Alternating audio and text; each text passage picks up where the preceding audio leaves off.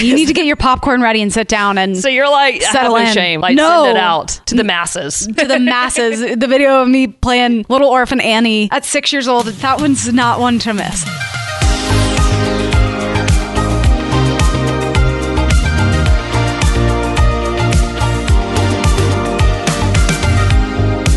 It's another episode of Talk to Me on the Joy FM podcast. Hey, I'm Jules. Picture two very energetic women who are over-caffeinated, and you basically have my chat with Riley Clemmons. We jump right into it, and I find out what random smell reminds her of her mom. And trust me, it's super random. And I got to educate her on what a caboodle is. Now, my Gen X ladies know all about it. What I really loved, though, was hearing about her latest song, Jesus Christ, and how she knew Jesus was near when she found herself completely burnt out and broken.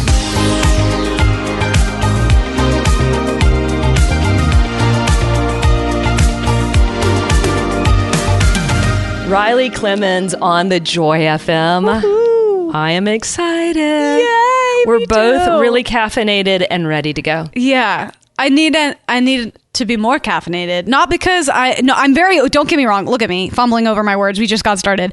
I'm very energetic, but it's like time for my typical afternoon coffee. Oh, yeah. Yeah. I get it. We all need that. You know? Yeah. It's the funny thing that I find, because I've always been a coffee drinker. I grew up in a house where my mom always smelled like a cup of coffee with cream and sugar, and that's my comfort smell. We're getting really personal. Sorry, This guys. sounds Come like into a my great childhood. though. Yeah, I mean, I'll never forget. I think I love the smell so much because my first backpack ever that I took to kindergarten, she accidentally dumped a cup of coffee on. So when I get homesick, I'd sniff the backpack. You find a Maxwell house and be like, Mama. Oh, Mom. Yeah, exactly. It was like no, but I'm a strategic coffee drinker. I'm on a schedule. Morning, afternoon. You're my girl. Yeah. I love it. Mm-hmm. Another thing that I love is I heard you don't have social media. This much is true. Most of the time. Okay. Most of the time I don't. And why? Because it is... How much time do we have? I'll tell you why. So I'm 24, meaning when Instagram emerged, I was probably 12. Nobody really knew what it was. You know, all this stuff. So I grew up on Instagram, and then obviously for what I do, my favorite part about Instagram and social media is getting to connect with people who are listening to the music, and that's always so special. But obviously, I think it goes without being said, there's a part of social media that can be really challenging and sometimes harmful to our brains. And so I've just found it's easier for me to stay healthy and mentally in a good spot and self-esteem wise in a good spot when I'm not scrolling and spending a ton of time on social media apps. So I have very specific, clear boundaries with it all. But occasionally I do get on. All right, Riley, I am leaned in because I have two teenagers. Oh, yeah. Okay. So what would you say to the younger generation about this? Because the temptation of getting connected and being connected and is strong because they don't want to feel like they're being left out. Oh, I get that. You know what I would say in response to the feeling of I don't want to be left out? You also don't want to miss out on what's right in front of you. I had this moment the other day where I was sitting with my parents and my sister. It was a family dinner we were having. We have a lot of those. We're a very tight-knit family. And I looked down at my phone for a second and, out of habit picked it up, and social media was on my phone at the time and was looking through it. And then I glanced back up and I had this overwhelming feeling of, oh my goodness, in 20 years, I'm going to wish that I could live in this moment again. Being 24, having parents who are in their 50s, I'm going to miss that so much. So I would just say life is happening all around you. Don't miss it. Put your phone down. It can wait. I promise it can wait. But to clarify, I still do write all the captions and stuff. I just have an amazing team who helps me to post and all that good stuff. So I don't have to be on it all the time, which is really nice. Awesome. I think every parent out there that heard you say that, they're like, okay, can you turn that volume up a little bit? Listen to what sweet Riley just said. It's genuinely for my own good. I just got to a place where I'd open up and play comparison games and do all of the things that are so bad for our brains. And I just got to a point where it started doing more harm than good. And that's when it was time to make some clear boundaries. I love it. Who told you that you could sing? And did you believe them? Clearly, I believed him. I mean, here I am. Man, I don't know if anybody ever told me. You don't remember that moment that you're like, I like to do this? My mom jokes that I came out of the womb ready to do jazz hands. I've always loved it. There are home videos of me in the hallway of the house back when I was 3 years old in a big old princess gown doing a show with a karaoke mic in my hand, singing "Someday My Prince Will Come." Just the whole nine. I've always loved it. I've always gravitated towards music, and I think that quite naturally I wanted to do it. So it was hey, can I take lessons? And very grateful for a super supportive family. But yeah, I started so young. I think that I knew I had talent in the least conceited way possible. There's no way to say that and not sound like a jerk, but I knew that I loved to sing. It was just about fostering it and getting better at it and taking lessons and applying myself and all of the things to hone a craft. If you have video of yourself as a child singing, you could... Someone DM that to me. I would love it. I'll pass it along. Okay. It's super entertaining. You need to get your popcorn ready and sit down and so you're like, settle have no in. shame. Like, no. Send it out to the masses. To the masses. To the masses. The video of me playing Little Orphan Annie at 6 years old. That one's not one to miss. It's really, yeah. I've always loved it. Well, you have a new song, Jesus Christ. Yeah. And it's such a great reminder that you are not alone and that he cries with you. And especially the line, your lyric that says right there, Jesus is right there holding your heart. When you weep, he's there weeping with you. That was so powerful because it was such a great image. So oftentimes when I'm sitting in my bed or in the shower and I'm having a cry, I forget that he's there. Yeah. And he has my heart. It's so true. I mean, I'm 24. 20s have been crazy. I've learned so much about myself and my faith and Jesus. And I look back to a pivotal moment that happened a few years ago with my faith and with Jesus, walking through the loss of my Aunt Sharon to cancer. And I think in the midst of that grief, walking through that sadness with my family, I became so aware of the empathy of Jesus. And I was reminded when it hurts so bad, and when there are no words to make it feel better, when there's no explanation, when there's nothing that really seems to be comforting, I was reminded that Jesus, the glorified Son of God, is Jesus, the man of sorrows, who's no stranger to pain, suffering, and tears. He wept over the grave of Lazarus. John 11:35. Jesus wept, shortest verse. He wept over the tomb of Lazarus. He weeps with me and my family in the middle of our grief. And I really believe that he weeps with you, whoever you are. I really believe it's in Jesus's nature to empathize with his children, because he lived the human life. He did it perfectly, but he lived it and he went through it. And that's something, it just makes me feel, it reminds me that my Savior is close to me, and it's an intimate, connected relationship. Have you ever truly kind of felt that he was there with you? Like, you might not have seen him, you might not have felt him, but you're like, I sense and I know you're here.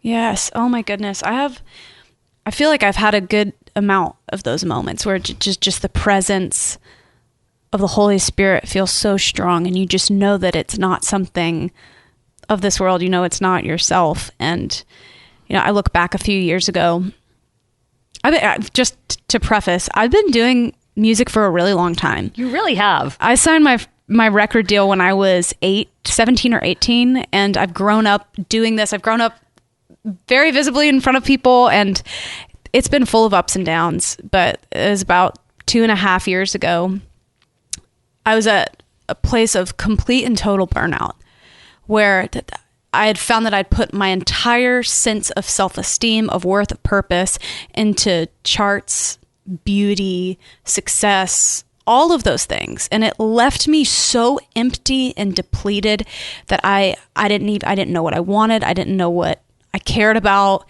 And I felt so broken and alone. And I remember sitting in the middle of all of those feelings and picking up the phone, calling my team and telling them, I got to go get quiet for most of the year. I just have to figure out if I'm supposed to do this. And, you know, it was a scary thing because the instinct is right. Like, don't stop the momentum. Keep going, keep going, keep going. That's what the world would tell you, right? That if you stopped or if you slowed down, then your career's going to be over. If you slow down, then you're going to get behind and whatever. You know, it is so that way. That's very of our culture in this moment. But it was one of those, I felt so much peace and so much comfort from Jesus, knowing that he has me. And trust me, there were so many days where I really had to look in the mirror and tell it to myself when I didn't believe it, when I wasn't convinced. Some days it was easier to believe than others. That's the humanity of it all. But, oh man, I'm always learning about Jesus. I feel like I wake up every single day and learn something new. And it's been a really sweet season of getting to learn more about Jesus, the heart of Jesus, who he is to me. And look at it. You slowed down. Yeah. You took that moment and your career is it's amazing. This song, it's so good. Thank you so much. I really love this song and I really feel connected to it. It's one of those, it was the first idea I had for this album. And I wrote it with my friends Ellie Holcomb and Jeff Pardo. Mm-hmm. And it was such a special write. It was such a special session. And I just hope this song reminds people that the same Jesus who weeps with me, weeps with them. Well, Riley, it reminded me. I'm so glad. That makes me so happy. That brings me joy. Yes, it does. It honestly did. Because that's our good God. Yeah. That is our King, right? Amen to that, sister. That's good news. All right, Riley, you want to play a game with me? I would love to play a game with you. Okay, great. I'm very competitive, I'll warn you. Oh, well, there's really no winning or losing because it's just straight up answering some questions from the Disco Ball of Fun. Disco Ball of Fun. I love it. Okay, there are questions that my friends and I came up with. Oh, good. We threw them in this little ball, and then you're going to reach in and grab one and answer it. Okay, I feel like I just shake it up. Yeah. Oh, get it. Okay, just any question? Yeah, and if you do get a question you don't like, you can play the reverse card on me, and I will answer it. Oh, this is a good one. How have you been influenced? What have you bought? Yeah, is there something like on Instagram or TikTok that you're like, oh, such a sucker? Only all the time, but it was actually a really good purchase.